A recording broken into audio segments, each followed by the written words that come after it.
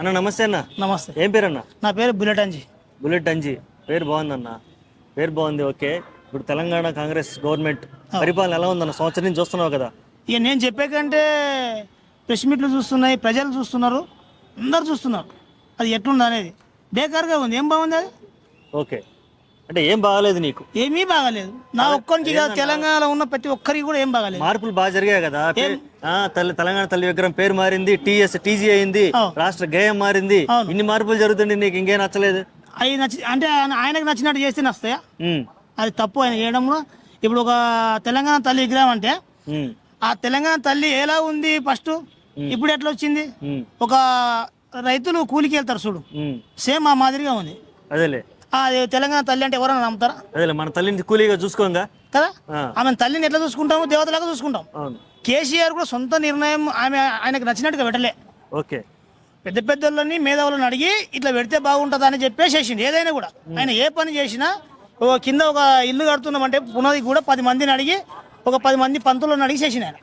ఈ శ్రీనలకు సొంతంగా చేయలే. ఓకే, మరి ఏదైతే హామీలు ఇచ్చారో హామీలు మరి మీద నీ అభిప్రాయం ఏంది? ఇచ్చి గెలిచారు కదా, అవి అమలు అవుతున్నాయా? ఏడైతున్నాయి, అమలు లేదు, నా బొందలేదు. అది పెట్టారు కదన్నా బస్సు ఫ్రీ. అరే ఫ్రీ బస్సు పెడితే ఆడేలో కొట్లాడుకొని వస్తున్నారు. ఎవరు పెట్టమన్నాడు? ఓలే అంటారు. మేము ఫ్రీ బస్సు పెట్టమన్నావా? పని లేక పెట్టిండి అని చెప్పేసి తిట్టుకుంటున్నారు జనాలు. ఓకే, గెలవడానికి గ్యాంబ్లింగ్. అది గ్యాంబ్లింగ్ కాదు, సినిమా డైలాగ్. సినిమా డైలాగ్లలో నేను వస్తా. ఇప్పుడు హీరో గారిని నిజంగా చెప్పాలంటే విలన్ కూడా కొట్టేస్తాడు, హీరో గారిని విలన్ కూడా కొట్టేస్తాడు. కానీ డైలాగులతోనే సినిమా పాస్ అవుతుంది. ఈ డైలాగులు కొట్టి పాస్ అయ్యింది అంతే. ఓకే, ఏమీ లేదు దాంట్లో. పాస్ అయిన తర్వాత అయితే శూన్యం అనమాట రాష్ట్రంలో. శూన్యము. ఏది ఎవరైతే ఎక్కడైతే ఆయనకు ఓట్లు వచ్చిలేవో, ఈ హైదరాబాద్ లో కూడా హైడ్రా అని చెప్పేసి ఏం చేసిండు, ఇల్లు గులుపుతున్నాడు. ఓహో, ఇప్పుడు హైదరాబాద్ లో హైడ్రా తేయడానికి కారణం ఏంటంటే ఆయనకు ఓట్లు లేదు కాబట్టి గులుపుతున్నాడు. ఏరియాలో అసలు ఎక్కువ గెలవలేదు, డిపాజిట్లు కూడా రాలేదు, అవి మొత్తం చేస్తున్నాడు. ఓకే, ఇప్పుడు అంతే. మరి ఇప్పుడు నీకు ఇల్లు కూల్పాలంటే పర్మిషన్ ఉంటది కదా, కోర్టు కూడా నీకు నోటీస్ ఇస్తుంది కూల్పాలని. నువ్వు సొంతంగా నాకు నీ అహంకారంతో ఇల్లు కూల్పడం అంటే వాళ్ళు రూపాయి జమ చేసుకొని ప్లాట్లు కొనుక్కొని బిల్డింగ్లు కట్టుకున్నారు, చిన్న చిన్న రేకులు వేసుకున్నారు. ఎంత గోసాపుడు చూసారా మీరు?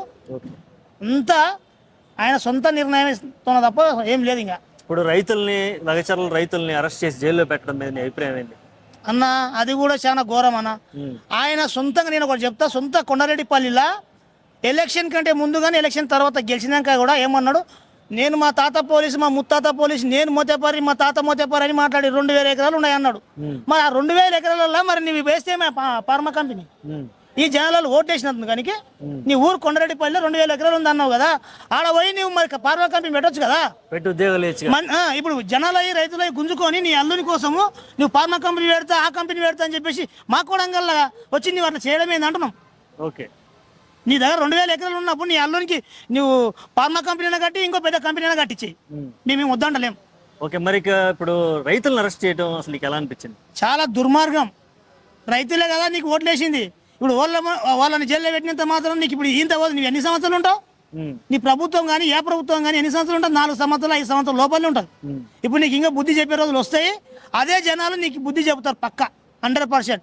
ఓకే, ఇప్పుడు అటు ఒకవైపు రైతులను అరెస్ట్ చేశారు, తర్వాత చూస్తే అల్లు అర్జున్ గారిని అరెస్ట్ చేశారు, తర్వాత ఎవరైతే సోషల్ మీడియాలో కొంచెం పోస్టులు పెడుతున్నారో వాళ్ళని అరెస్ట్ చేస్తున్నారు. రేపు చూడబోతే నేను కేటీఆర్ అరెస్ట్ చేస్తా అంటున్నాడు. అసలు ఏందన్న ఈ కేటీఆర్ గారి అరెస్ట్ విషయం మీద నీ అభిప్రాయం ఏంది? ఈ ఫార్మా అనేది ప్రతిష్టాత్మకంగా వచ్చింది మన తెలంగాణకి, అందరూ ప్రపంచంతో చూసింది, ఒక్కసారిగా హైదరాబాద్ వైపు చూసింది, తెలంగాణ వైపు చూసింది. 700 కోట్ల రూపాయల వరకు ప్రాఫిట్ కూడా వచ్చింది గవర్నమెంట్ కి అని ఇన్ని సాక్ష్యాలు కళ్ళ ముందు కనపడుతుంటే నేను అరెస్ట్ చేస్తా అంటూ స్టేట్మెంట్లు ఇవ్వటము ఇవన్నీ ఎలా? శాతగాని ప్రభుత్వము మాట్లాడడానికి కూడా శాత కాదు. ఖాళీ మా కార్యకర్తలు ఉద్యమకారులతో మాట్లాడమను రేవంత్ రెడ్డిని. కేటీఆర్, కేసీఆర్, హరీష్ రావు కాదు నీకు సరిపోరాలు. నువ్వు బచ్చా కానీ అన్నారు కదా, చిన్న అదేమంటారు పొట్టివాడా ఏమన్నారుగా, చిట్టినాయుడు లాగానే మాట్లాడాలి. నీకేమైనా కుక్కకు బొక్కిచ్చినట్లు అయింది, కోతికి కొబ్బరి చిప్పిస్తే ఎట్లా దుంకుతుంది ఎగిరెగిరి, నీకు అట్లయింది. నువ్వు చెప్పిన మాటలు అన్ని దొంగ హామీలతోన, ఆ సినిమా డైలాగులతోన అట్లా మాట్లాడినందుకు ప్రజలకు ఏమైంది అంటే వాళ్ళకి ఇట్లా మభ్య పెట్టిందంటే 2000 పెద్దమ్మా 2000 వస్తుంది పింఛన్, డిసెంబర్ 9 4000, వికలాంగులకి ఏం చెప్పిండు 3000 వస్తుంది కదా 6000. నువ్వు అన్ని సినిమా డైలాగులు కొట్టి గెలిచినావు తప్ప మళ్ళా మన ఆడపడుచులకు ఏమన్నాడు 2500 మీకు ఇస్తున్నాడు కూరగాయలకు, మీ అత్తకు 3000, కోడలికి 2500. ఏడున్నాయి మరి? తెలంగాణలో దొడ్డు బియ్యం వేస్తారు అందరు, 90% దొడ్డు బియ్యమే. ఉమ్, నువ్వేమన్నావు బోనస్ ఇస్తాను వదిలేస్తే, ఉమ్, ఇప్పుడేమో 10 సన్న బియ్యం కంటున్నావు. ఇప్పుడు 90% వేసిన దొడ్డు బియ్యం పోవాలనా? ఓకే. రైతులకు ఏం చెప్పినావు? ఉమ్, కేసీఆర్ ఏమో 10,000 ఇస్తే కౌలు రైతులకు ఇవ్వాలి, అసలు రైతులకు ఇవ్వాలన్నావు.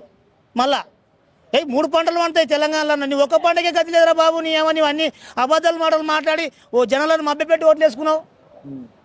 అది మీరు చూస్తున్నారు, మీడియా కూడా చూస్తున్నారు, జనాలు మొత్తం చూస్తున్నారు. నువ్వు చెప్పిన మాటలే అబద్ధాలు, లంగ మాటలు, దొంగ మాటలు అంతే. ఓకే, ఉచిత కరెంట్ ఇస్తా అన్నాడు. మరి అసలు కరెంట్ ఉంటుందా? కరెంట్ మా ఇస్తాడా? ఇంతకు ముందు ఉన్న కేసీఆర్ ఇచ్చిన కరెంట్ ఇస్తే చాలు, 24 గంటల కరెంట్ ఇస్తే చాలు మాకు. ఓకే. ఈయన ఏమి ఇస్తాడు గోసి? ఉమ్, ఈయన ఇంకా ఏడిస్తా ఉచిత కరెంటు. ఉమ్. మరి ఇప్పుడు ఏం జరగాలనుకుంటున్నారు? రాష్ట్రంలో మార్పులు ఏం జరగాలనుకుంటున్నారు? జనాలకు కూడా వాళ్ళు మభ్యపెట్టినందుకు వాళ్ళు జర ఫీల్ అవుతున్నారా? ఫీల్ అయ్యిండ్రు. మత్తులో వాడి ఉమ్, సినిమా డైరెక్టర్ల మత్తులో వాడి ఓట్లు వేస్తే వీడు ఇంకేమన్నా పెంచుతాడేమో. 4,000 ఇస్తున్నాడు, 6,000 ఇస్తున్నాడు, బోనస్ ఇస్తున్నాడు, కౌలు రైతుకు కూడా 12,000 ఇస్తున్నాడు, మళ్ళా 2,500 ఇస్తున్నాడు. ఇది అన్నీ చెప్పిండు కదా. తులం బంగారం అన్నాడు మళ్ళా. ఉమ్, ఉమ్. కళ్యాణ లక్ష్మి ప్లస్ తులం బంగారం. తులం బంగారం. కేసీఆర్ ఇచ్చేది కాకుండా ఈయన ఇంకొకటి. ఇవన్నీ ఏంటంటే ఎప్పుడైనా ఒకసారి గుర్తుపెట్టుకోవాలి. అరిసే కుక్క కరవదు, కరిసే కుక్క మురగదు. వీడు అరిసేను. అందుకే ఇట్లా అయింది. జనాలు మర్చిపోయేసిన రోడ్లు అంతే.